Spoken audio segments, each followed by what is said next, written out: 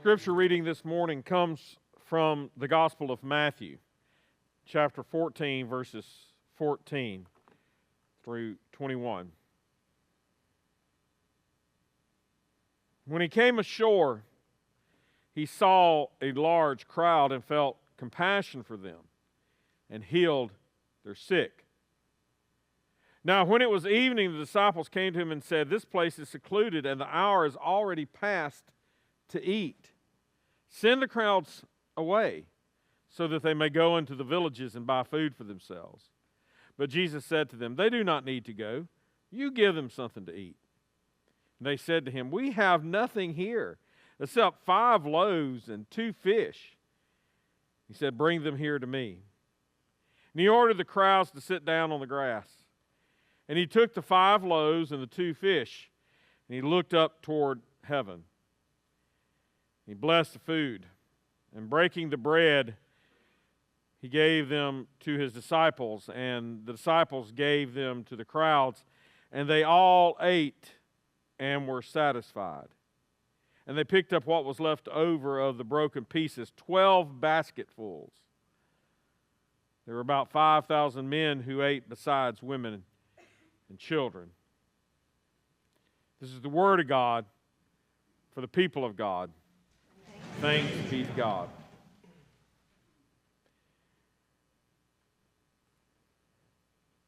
Dreaming God-sized dreams.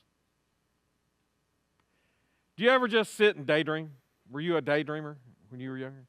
Just sit and imagine things? I was a daydreamer. Like I would just sit and imagine. Just think. To say, what if? I loved to imagine what my life would turn out like. I thought, I'll be president one day. No. Governor? No. Daddy? Yeah. I got to imagine what that would be like. Every year I do the same thing. Maybe you're like me. Every year, beginning in early August, maybe late July, I start dreaming dreams of a national title run for my Ole Miss Rebel football team.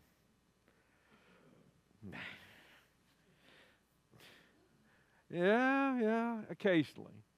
Baseball worked. You see, we all dream a dream. We all have things we want to imagine.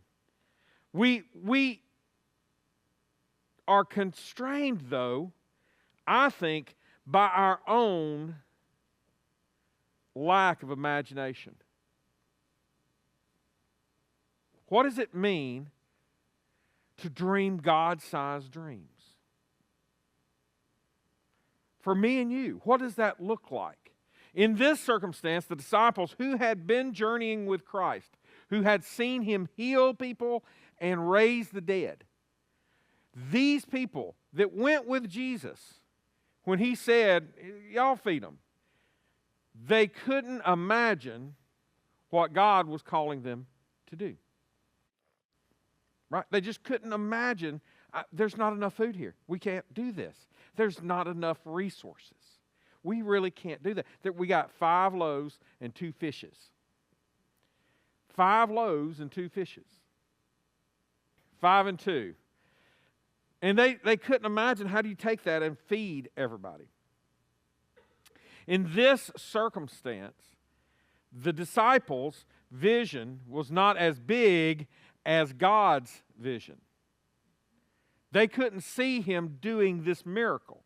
Now, they had seen other miracles, but a lot of times, if we read through the New Testament, how often did they miss the miracle? How often did they not see what God was fixing to do because they couldn't imagine God doing it? And yet, in this circumstance, but that let's be clear, this happens all throughout history. All throughout history. Every single person that I can see throughout the history, when they are presented by God with doing this, very few times have the person jumped up and said, yeah, I got this. Right? Let's go all the way back old school. Moses, right? Going Old Testament. Moses. What did God tell him to do? You go talk to Pharaoh and lead my people out of captivity. And Moses was like, yeah, I can't do that. Why? I have a stutter, God. Don't you know that I have a speech impediment? God says, I got that covered. I'll give you Aaron, your brother. He'll go talk for you. Go and lead my people out. Every step of the way, Moses doubted himself because he didn't dream God-sized dreams. Right? Let's go a little bit further. Moses was leading the people out, and they get out and they cross the sea and build, yada yada yada. And so you shouldn't yada yada yada Moses, but anyway, moving into the conquest of the promised land, you have a group of people that were sent, 12 spies that go into the promised land. They said, go look and see what it looks like. They came back. 10 of them said, they are all like giants to us. We are but grasshoppers. They will crush us under their feet. And Joshua says, God's got this. But the people chose to go with the 10. And they wandered for 40 years in the wilderness because they didn't have a God-sized vision for what he was calling them as God's people to do. Let's flash forward. King David. Everybody said, him? Him? Like he was the youngest of Jesse's sons, right? The youngest of Jesse's sons. The one that nobody should expect that would get anointed. And number one, Saul was still the king. He was tall. He had flowing locks. He was good looking. When he smiled, you heard ting. I mean, it was just, he was that guy. He was him. In modern parlance, he was him. If you look, that guy was Saul. And yet God said, no, because you did some things, I'm withdrawing my spirit and I'm anointing somebody else. And he sent Samuel to go anoint one of Jesse's kids. And Jesse lined them all up and said, they all great guys. Look, all of me, my sons, I'm so proud. And they said, well, it's not any of these. You got any more? He said, well, just the runt out there keeping the sheep. God said, no, that's the one right there. That's the one. And everybody's thinking, him? Do you ever feel like people look at you and go, you? Really? Do you ever feel like that? That other people are looking at you and go, really? Them? Look at somebody next to you and go, you? Now look back at them and go, yes, me. Look at somebody else and go, yes, me. Right? David caught a glimpse of a God-sized dream. Because when the Philistines were standing out in the open field, and Goliath was standing there, taunting them, what did they say? This giant has us. Seems like Israel always had trouble facing their giants. Right? So here we have a flash forward from the 12 spies now again to Goliath. You see, at some point in time, you have to face your giants. It may be generations later, but some point, at some time, you have to face the giants in your life. And David's response, everybody else is cowering. He walks in, little bitty squirt, no bigger than a minute, wet behind the ears, little shepherd boy. He's not even allowed to go and fight. He's just toting food up to his brothers, right? It'd be about Josie's age. Seriously, he'd be about your age. Josie, how old are you? Yeah, he'd be 12, 13, 14. He'd be about your age. He wasn't even a man yet. And he's standing there listening. And David says, Why are we letting that mouthy Philistine do that? Why are we letting that mouthy Philistine do that? How dare he assault and call curses down on the name of the living God? Why has somebody not walked out there and cut his head off? We are the army of God. How dare he? We would say that David got a little uppity, right? It's like he walked up there and slapped her and said, keep my God's name out your mouth, right? He was like incensed. And they tried to put armor on him. He looked like a little kid wearing his daddy's suit. Right? And he's like, no. He walked out there with rocks and slew the giant. You have to face your giants. Because the Israelites wouldn't face them when they went to conquer the promised land the first time, and they had to wander in the wilderness. Eventually, David had to face him down. He took 5 smooth stones, right? And he slung one and hit him in the head and then picked up that big sword and cut his head off. You know why he had 4 extra stones in his pouch? Not because he thought he'd miss. Goliath had 4 brothers. And I'm reminded of Will Smith in Independence Day and said, I'm going to get another ship and I'm going out there and I'm going to line all y'all brothers up right next to you. That was confidence. He said, I'm going to kill him, and I'll kill all other 4 of them if I need to. See, David caught a God-sized dream about what God was going to do with the people of Israel. Dream little or dream big. Now, it's not just biblical people that struggle.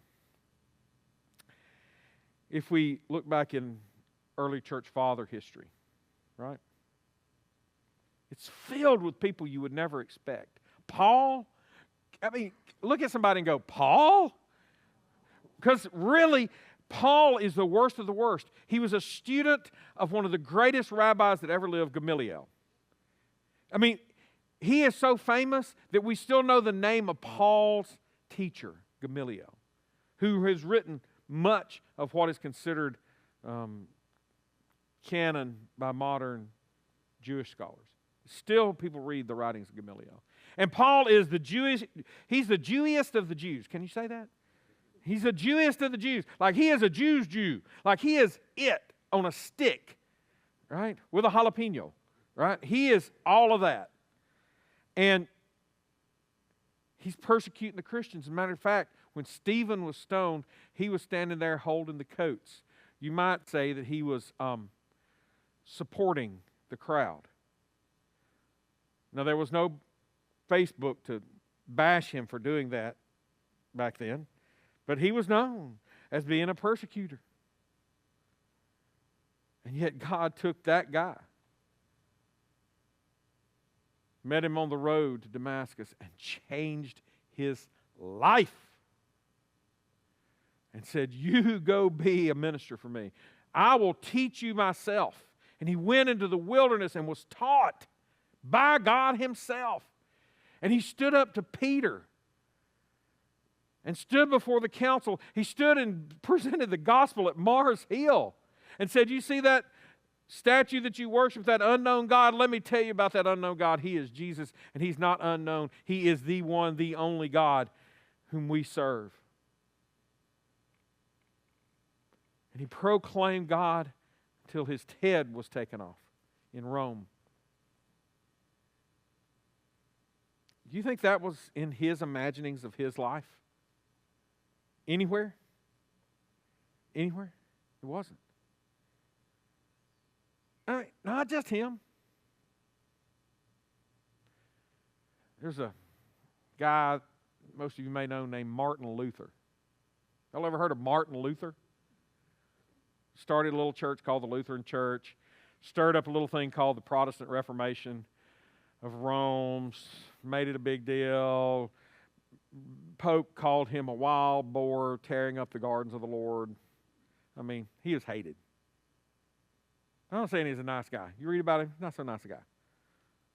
did some not so nice things, but he began the Reformed church movement when he nailed 99 theses on the door of a church in Wittenberg, and he knew it would cost him his life. 99? 95. Thank you. I'm being fact-checked by my history professor over there. Thank you. He's my saving grace. He keeps me honest. 95 theses on the door. Actually, I think it started out 99, and he scribbled some of them out, I think. No, I'm just kidding. Martin Luther took a chance. He dreamed a God-sized dream. There was a little boy, grew up on the shores, the eastern shores of England, in a little hamlet called Epworth by the sea. His father was an Anglican priest, bad manager of money, thrown into debtor's prison, small little parish, barely enough to support his family. While his father was in debtor's prison, his mother taught the local Bible studies.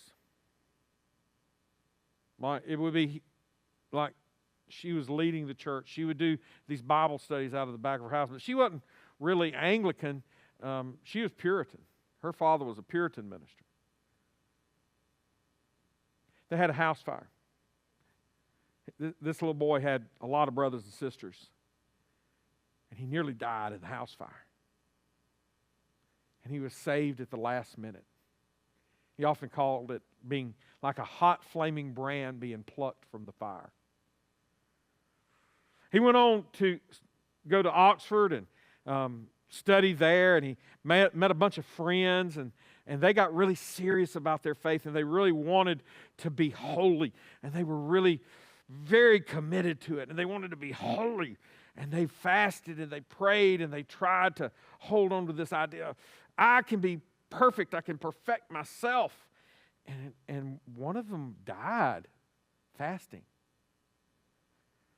Well, he and his brother one of his brothers became Anglican priests, and they got sent to America to preach the gospel to the heathen tribes.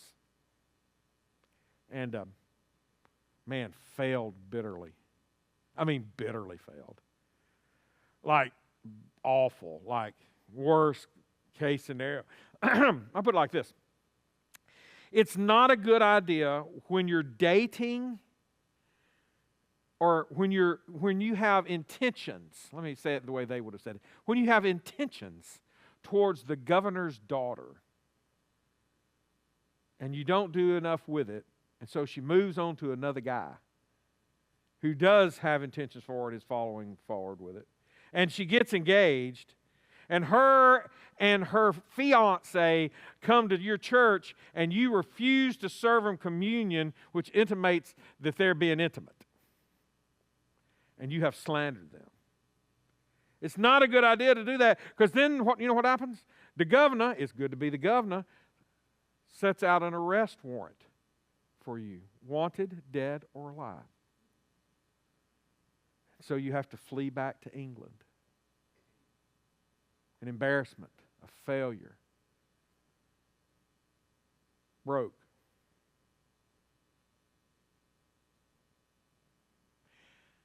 But then something happens to you. You get involved with a group of folks that you met on the boat called Moravians, and the boat was about to go down, and you're having a freak out moment. Okay, you ever have a freak out moment? Ah! Right? Just, ah! And so, boat was in a storm, about to go down, and this little boy, he's a grown man by then, loses his mind, has a meltdown, screams like a girl, just loses it. Just crazy. Ah! And these Moravians are over there praying. So he gets to know those guys. He goes to one of their meetings where he's listening to a reading from Martin Luther's preface to the book of Romans. Martin Luther wrote a preface to the book of Romans. And in that moment, that young man said, I felt my heart strangely warmed. I had preached all my life that Christ came and died for the world, but in that moment, I knew truly that He had died for me.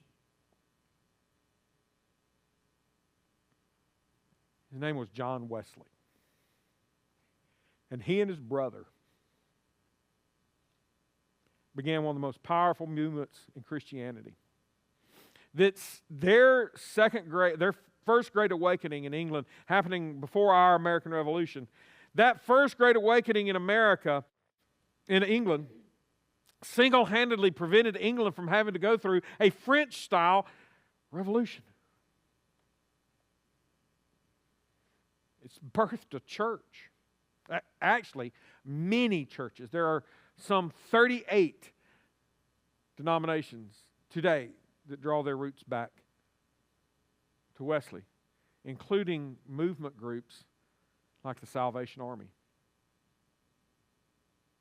The amount of lives that he touched when he blessed Francis Asbury and Thomas Coke and sent them to America. The number of lives that have been changed by the birth of the Wesleyan Arminian movement, the holiness movement, the Second Great Awakening with Phoebe Palmer.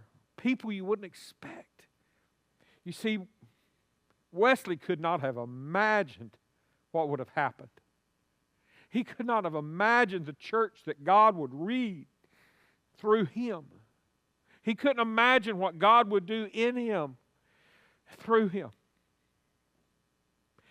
He's a little bitty squirt about this tall, wiry, with a bad attitude, hard temper. He was married. Bet you didn't know that. He mostly lived separately from his wife because he was traveling all over the place. She wasn't a pure and perfect guy.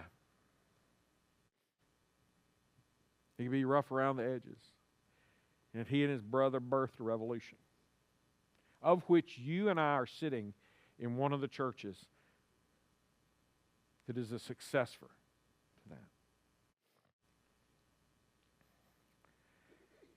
2 years ago, when we walked out, I had no idea where we were going. I had no idea. I didn't know how it was going to happen. I didn't know what God was going to do. But I knew we had to go. I looked at Holly and said, I don't know. I don't know, baby. I don't know. She said, well, if we don't have enough to eat, we'll lose some weight. It'll be great. Right? Make apples out of applesauce out of apples, whatever you got. I did not know what God was going to do, but I believed that He was going to do something. We paid off the note last week. The land is paid off. I could not have dreamed we had done it in 18 months. I couldn't imagine that. Because my dreams aren't as big as what God's dreams are. Right? I couldn't imagine what He would do. I can't even imagine where we're going. What's next? That building over there, what it'll house, how we will be able to interact with the Lewisburg community, the Lewisburg schools, the revival that I kind of feel is just right on the edge of happening. Partnering with other churches, I think. How many Sundays will we get to worship there before we outgrow it? I don't know. But I believe that God is going to do a great work. I believe as God is doing a great work in this capital campaign, I believe it with all my heart. Any of y'all struggling with trying to figure out what God's calling you to do along the lines of the capital campaign? How much to give, how much you can afford to give? Holly and I are struggling. So I've kind of commented about this, but like everything in our lives is breaking. Yesterday, I've told you about all our cars breaking and all this kind of stuff, and thousands and thousands of dollars spent on vehicles and stuff like that. And then yesterday morning we got up, wash machines. Won't spin out. It won't spin. It just sits there in the water. Holly's had to wring it out by hand, right? Just we're sitting out there twisting it. So what are we going to do? And Holly looked at me and she said, what are we going to do? Are we not living our lives right? What is God trying to tell us? And I said to her, and I believe this, that as closer we get to tonight and to 3 weeks from now to when we get to the commitment Sunday, I believe that the devil is on the attack. I believe he doesn't like what we're doing. I don't think he likes where our vision is. I don't think he likes where we're going. And he's stirring up everything he can to tear us down, to make us doubt, to give us fear, to put us against each other, to put us against the world, to cause despair, to make our hearts drop, to make us act out in ways that we don't expect, we don't want to. I mean, it's amazing. And the only thing that tells me, we're on the right track. Keep on keeping on. Keep on pushing. Keep on pushing. If you see me broke down on the side of the road next week with a whole axle out from under our truck, just stop and pick me up. That's all I'm asking. Stop and pick me up. We're going to get through it. We're going to find a way, and we're going to make the decisions we need to make. God is on the move. He's doing something in our midst. He just wants us to dream God-sized dreams. And that building right there, it is a God-sized dream, right? $4 million. How are we going to ever do that? I don't know, but I know God can do it. He did it with the loaves and fishes, right? He did it with the loaves and fishes. He could do it with us. It just takes one little drop of faithfulness. As a matter of fact, that building and what's going on there may not be the ultimate big dream. Because ultimately, we're going to want a nice sanctuary behind there, right? It looks like a church. Some of you are saying, I want to get, I want a church that's a nice-looking church for me to be buried in. That's what I'm thinking. I want one to where I can have my funeral, right? But it's going to have to come up earlier than that, right? We're going to have to get in it before that, hopefully. It'll be a while. Maybe you want to plan your child's wedding.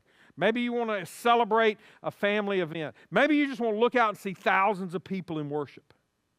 My dream is that we have right behind that current building, a big, beautiful sanctuary in 5 or 10 years. Right? That God can fill up, where thousands of people connect. And you may say, Brother Sparks, I don't know if I want 1,000 people in church. Well, we'll figure out different ways of doing community so that you feel connected. The big trick for us is to do big, small. You know what I mean? Do big, but do it small. Figure out how to do that. I think God has got incredible dreams. I hope I make it to 70 as a pastor. That's my goal, 70 or 72. I can't imagine what's going to be happening on that property. Maybe we build some ball fields, start a sports league.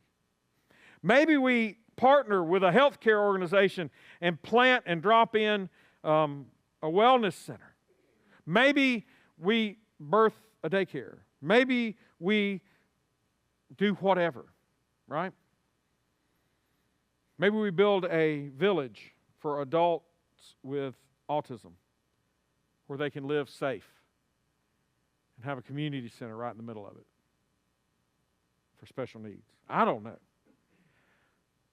Are we dreaming big enough to let God expand to what He wants to do? I'm not John Wesley. I'm not even Charles Wesley. I'm not even their other cousin, Bubba Wesley. But I think God can do great things through you. And it's not any one of us. It's all of us. Let me say that again. It's not any one of us. It's all of us. Look at somebody and go, it's all of us. It's all of us. All of us. It's all of us. And tonight, we have a chance to come together and worship. If you are ready to make that commitment, to fill out this commitment card, then come tonight at 4 o'clock, 4 to 6. It'll probably be about an hour, and then we're going to have some fellowship and food time. Thanks, Julie. Good job. We're looking forward to that. It's just going to be a great worship service and a chance for you and your family as a whole. We're going to do this as a family.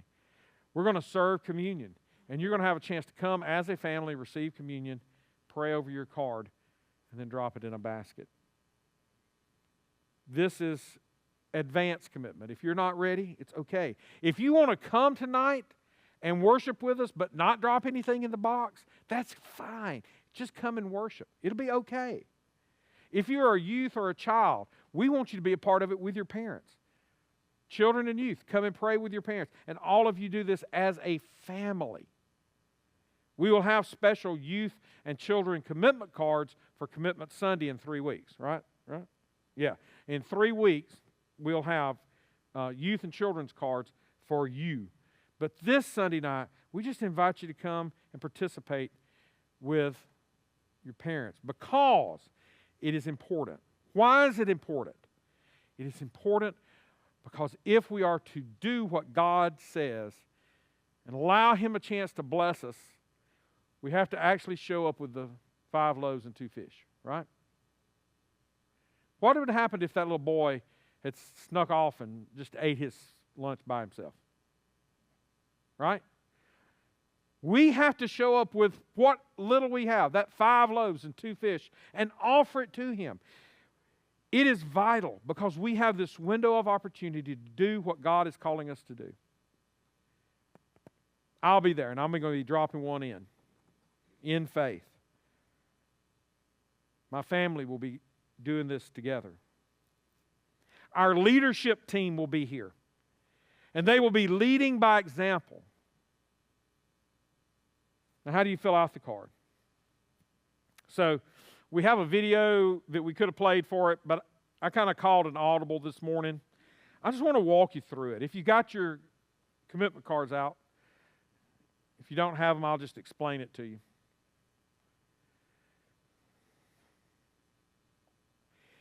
On this side of the card,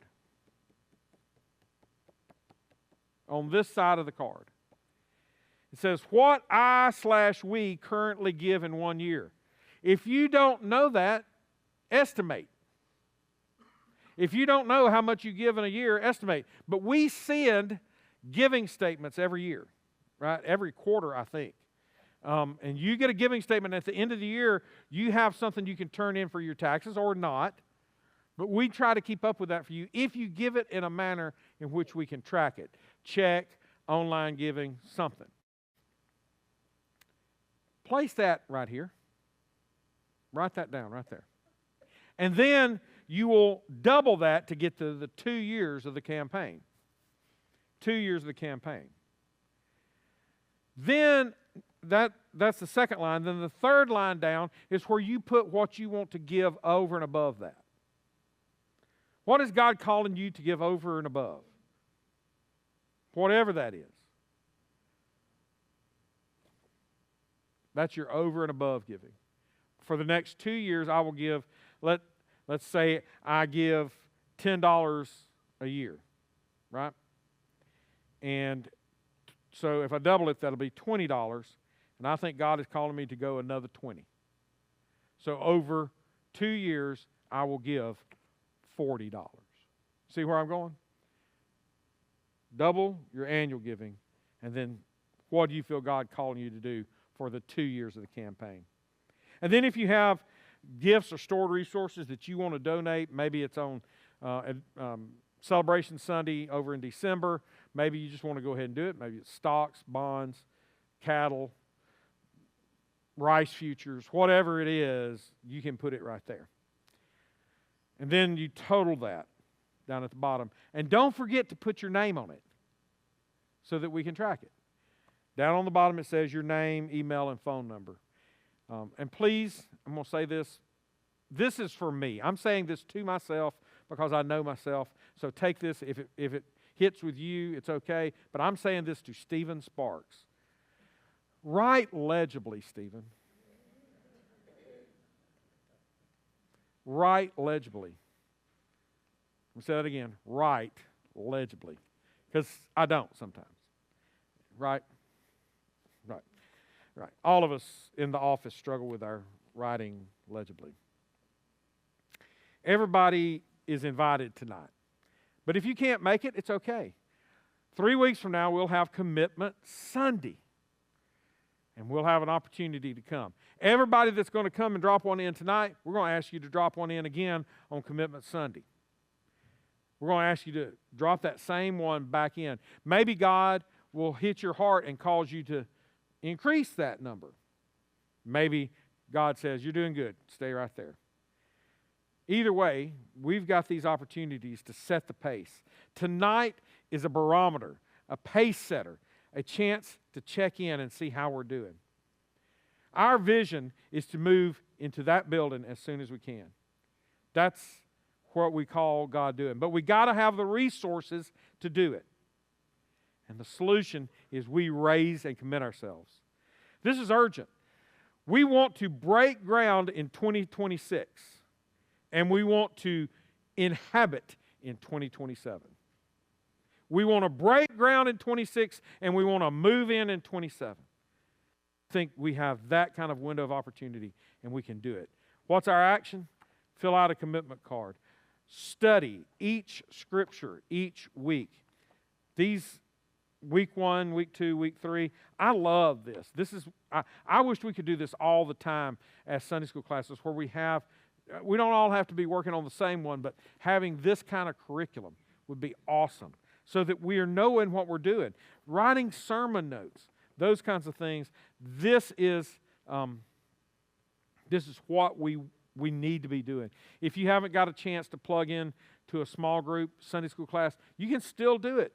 It's still okay. You haven't missed all that much the first 3 weeks. Next week, 3 weeks, you can get plugged in. I really encourage you to get in one. I teach one on Sunday nights, and of course, we won't be there this week, but I teach one on Sunday nights at 6 o'clock, and I teach one on Wednesday nights at, Heather, what time do I do that? 6:30? About 6:30? You can come early and eat, but about 6:30. So if you want to come, I do that. I do Sunday nights, and I have 2 or 3 of us that meet on Sunday nights, and then I have a couple of us that meet on Wednesday nights. So it's very small, intimate. Please come. I think you get a lot of fuel for your rocket there. This is our chance. The door of heaven is open. The window of opportunity is open. Will we dream God-sized dreams? Will we let Him set the standards so that maybe what we think is impossible becomes possible? Our whole focus in finding the right church was for our kids. We both had the opinion that we're good in our faith. I know God, I have a relationship. So I'm not really too concerned about myself as I am about my kids and their faith and their spiritual journey. And over the last 2.5, 3 years, I've learned that I was really wrong in that assessment of myself. And I had a lot to learn myself and have learned a tremendous amount about my relationship with Christ through this whole journey. Since we never found initially that perfect place for kids and God kept pushing us along on that journey, I truly believe that He wanted our children and our family to be a part of the process of getting a church off the ground and seeing all that is involved in that and all that goes into that. And I also believe that through that process, John and I have learned a lot about our own faith. It's really pushed us out of our comfort zones, and that's how you grow. I always tell my students that, and I think I do that in my career, but in my spiritual relationship, I've got to step out of my comfort zone, and I've got to have faith that, God is putting me where I need to be. And so them getting to see the process of the church and getting it started and starting with a small group of people and it steadily growing and getting to be a part of little small children's activities and youth activities and developing those relationships, but also learning how to invite others in and to be a part of that. And to how to take their faith and what they're learning in church and take it out into the world is really special, and I'm very grateful for that opportunity. When you think about the story of First Global and where we've come in the last 2.5 years, we shouldn't be where we're at. And if you take God out of the equation, we're not here. And the thing that was so apparent to me, and I think it was just the closest I've ever felt to God, was when we went through the process of purchasing that property. Every step that was laid upon us, again, I don't do this. I mean, I do have a background in engineering and planning and things like that. So I guess, again, it shouldn't be a surprise to anybody. God gives everybody gifts for a specific reason. The property was, number one, when we purchased it, we had maybe 6 or 7 months worth of a bank account. I mean, who's gonna lend an organization money that has no track record? Well, again, if you take God out of the equation, probably nobody. But God was involved in that. The people that were put along the path that helped connect the dots of, number one, who owns the property, and the process that we had to go through in order to be able to bid on it, and the fact that no one else bid on it, and we were the only bidders. It's only a God thing. It really is. And that was one of the. And to find out right before Christmas was just like, thank you, Lord, you know? But again, it was just that process just revealed to me that God can bless us in so many ways that we don't even recognize, if we're willing to be obedient, if we're willing to do what He's asking us to do, and if we're willing to listen to what it is that He's asking us to do. Because oftentimes He calls us to do stuff that we would prefer not to do.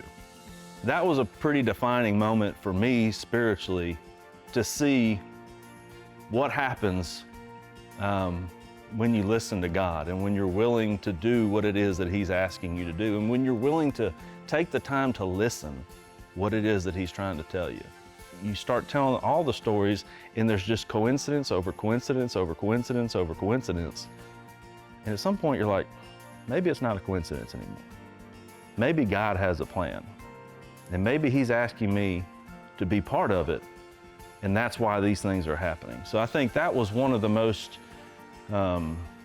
clear spiritual encounters that I've had with the Lord.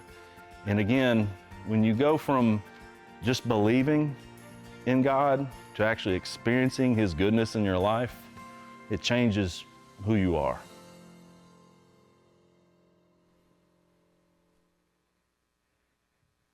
Amen. John, how much did we save by having to go through that bid process like that? About $100,000, didn't we? Yeah, we got it for 15% under the appraised value. We bought the property for 15% under the appraised value. And John had worked it out where it was not even going to go up for bid. We're just going to get to buy it 15%. And then somebody swooped in and said, yeah, we want to bid on it. And somebody else was angling, and John and I were trying to beat the bushes and figure out who's in there. And so we finally said, we'll just throw our hands up and let it go. And we brought it to the leadership team, and they said, yeah, let's bid 15% under market value. That's about as low as we can go that they'll actually accept the bid for the state. And we just threw it out there, and we said, we'll see. It's our fleece. This is our fleece. That's what John said that day at the leadership team. This is our fleece. We're just going to throw out our fleece. And bam, we saved 15% because nobody else bid. I don't know who else was saying they're going to bid, but they was a no-show. And it happened. God's hand has been in this from day one and will continue. It's amazing. Let's go. Y'all ready? Let's go.